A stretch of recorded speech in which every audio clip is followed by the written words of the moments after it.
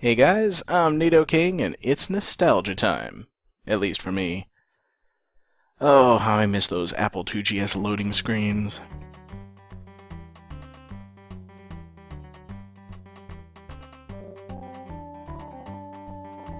You might notice that the music in this version is awesome.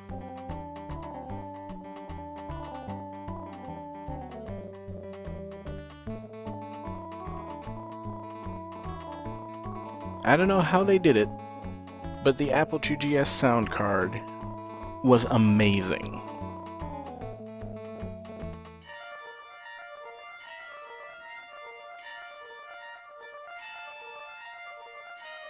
Reminds me I gotta get around to that video playthrough of Dream Zone at some point. That had some awesome music.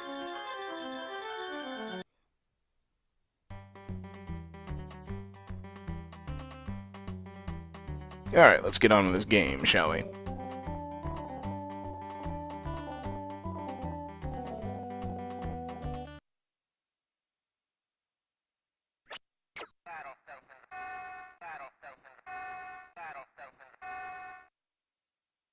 That's right, digitized voice in AGI.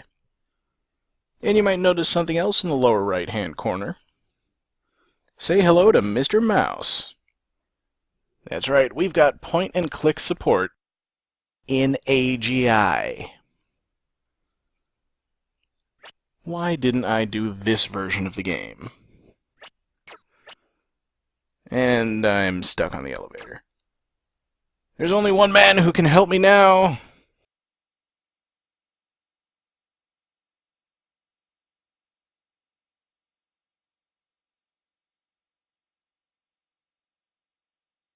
Now, I did actually tell Scott Murphy that I got this message, and he said that there are still some splinter cells out there of people who love the original Space Quest games, and he does have some ideas for Space Quest 7. Will it ever see the light of day? We don't know. You may remember that at this point I had some trouble hiding from the Sarians. Let's try that the right way.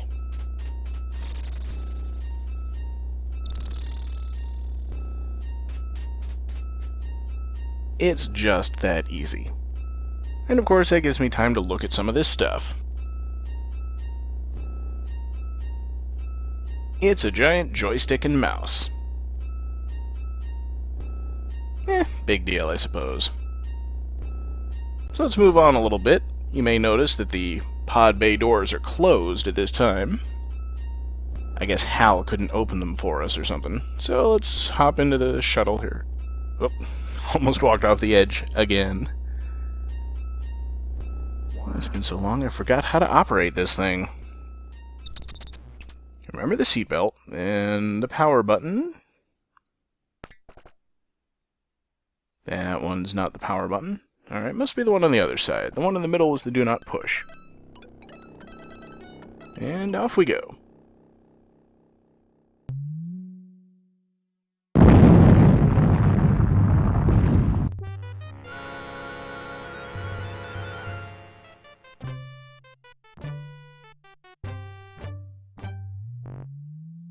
Rather a humorous animation for something only a stupid person would do. Speaking of which, let's just kind of walk out into the middle of the desert on Corona. I have no idea why you would do this, or why you would stand here for this long, but if you do...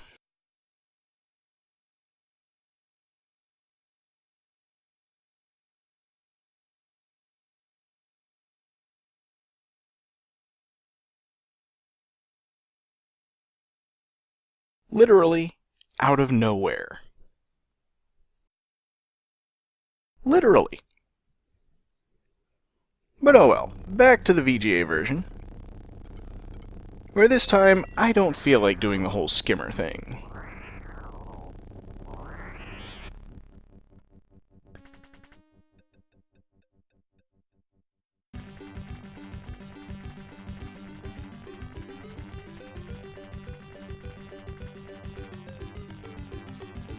Yeah, well maybe you could try shutting up!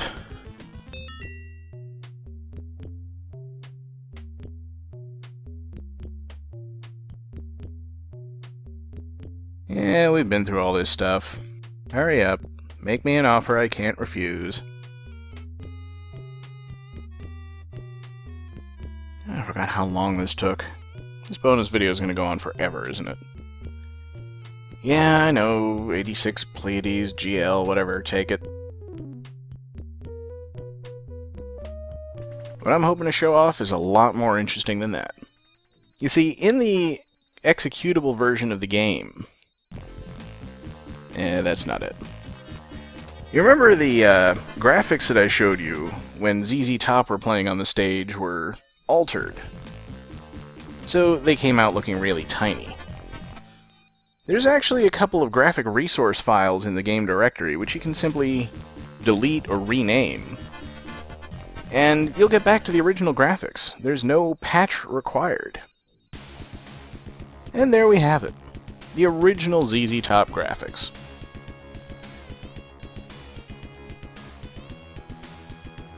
I guess you guys have already seen them from Space Quest 4, but here you get to see them live and in action. And the description makes a lot more sense, too.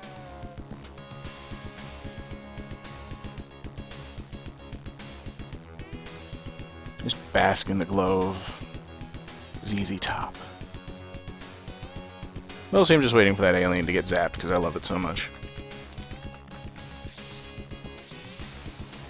Alright, so let's move on and take a look at some of the stuff that I didn't look at before in Tiny's used shipyard.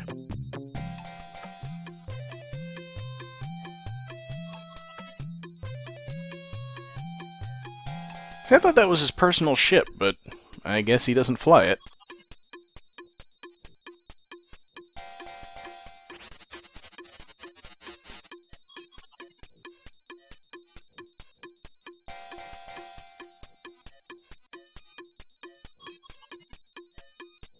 Yeah, I guess you can't taste that one.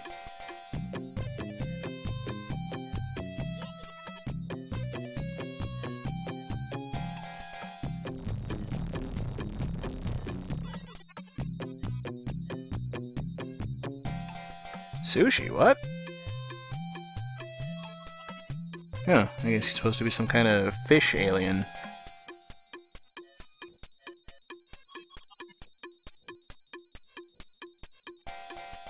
They sure put a lot of detail into parts of this game I just never really cared about.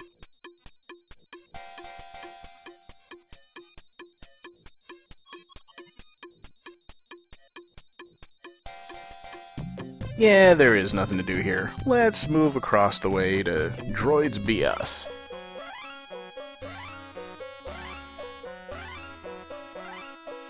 The weird thing is I thought that was an Arnoid head, but I guess not.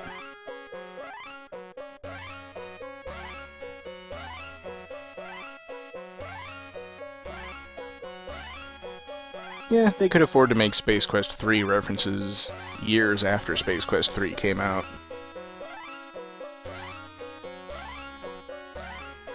Alright, that's enough of that music. Let's move on.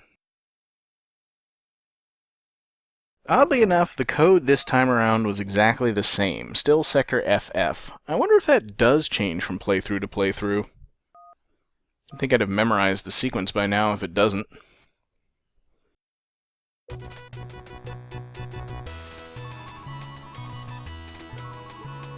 It's not just that I love this music, but I wanted to give this next upcoming moment some proper context.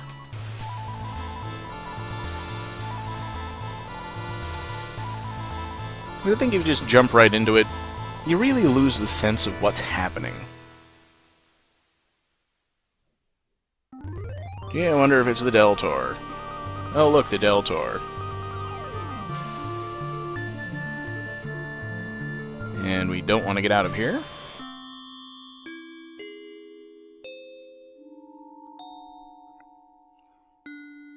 And this is when I remember that I didn't bother to trade for the jetpack back in Yulant's Flats.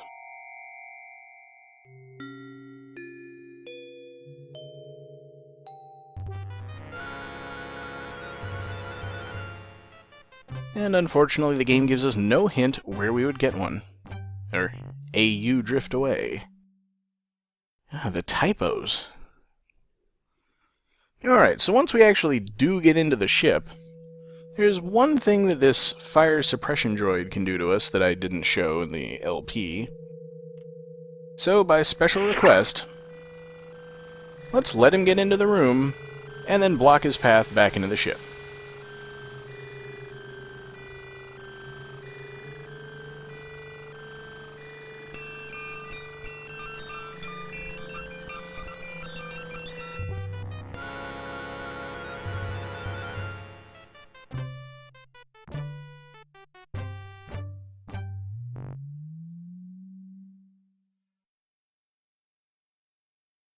Now, once I've stolen the grenade from the weapon supply droid, we can try to use it on ourselves.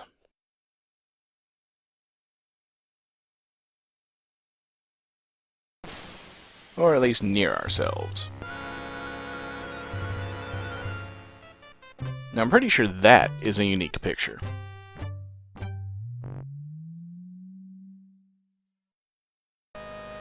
Anyway, a couple of other stupid things you can do on the ship if you really pay attention to the background.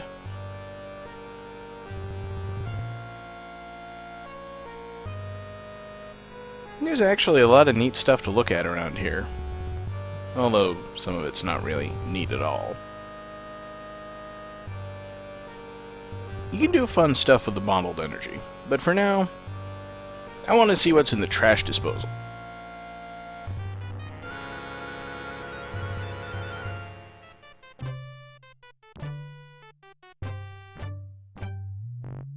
Again, only the truly stupid or very, very adventurous will find stuff like that.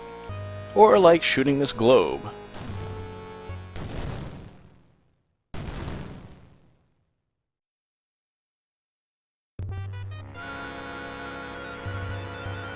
From the "why would you ever think to do this unless someone told you it was there" department. And one last thing that we need to do before we get out of the ship. We gotta turn off the star generator, but if I don't disable the force field around it, I can't get close.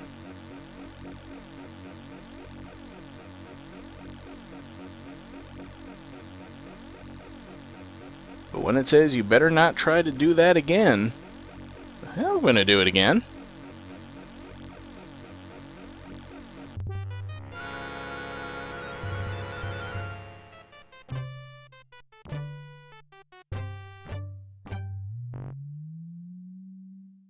And finally, as I make my escape, people wanted me to pay close attention to this purple thing up on the left. This useless-looking piece of decoration must have something interesting about it.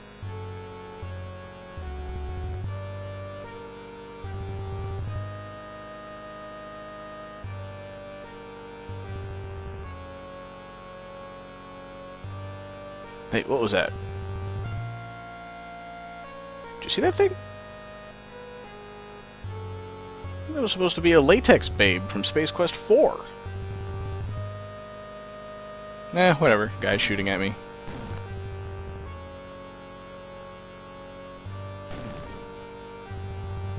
Yes, that's all the interest we're going to find here. For our final Space Quest 1 memory, let's go back to the original AGI version. Something that I didn't manage to show off when I was playing through it. Here is the King's Quest 2 Easter egg. And watch my score as I tell him that I have played King's Quest 2.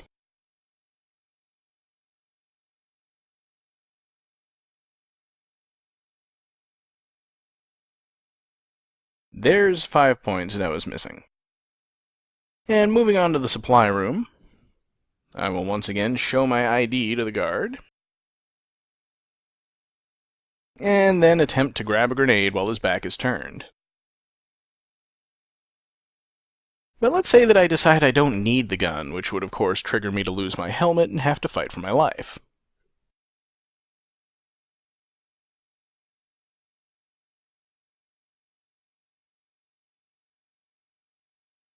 Yeah, they don't let you do that.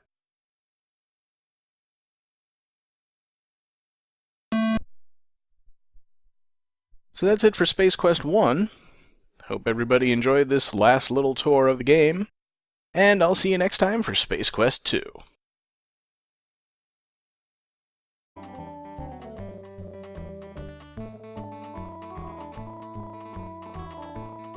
I don't know how they did it, but the Apple IIgs sound card was amazing.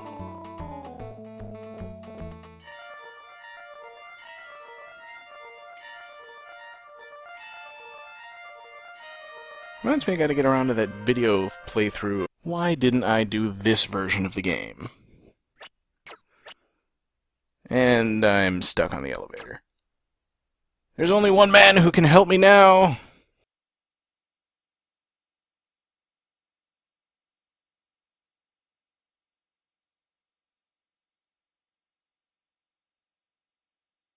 Now, I did actually tell Scott Murphy that I got this message, and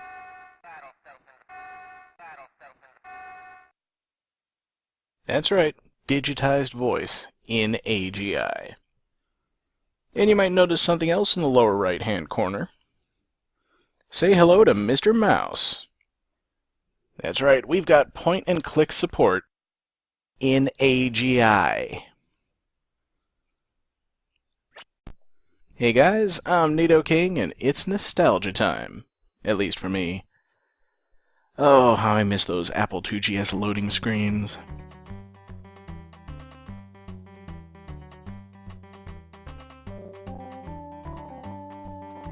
You might notice that the music in this version is awesome.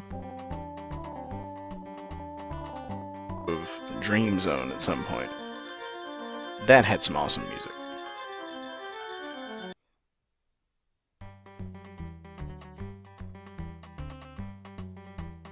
Alright, let's get on with this game, shall we?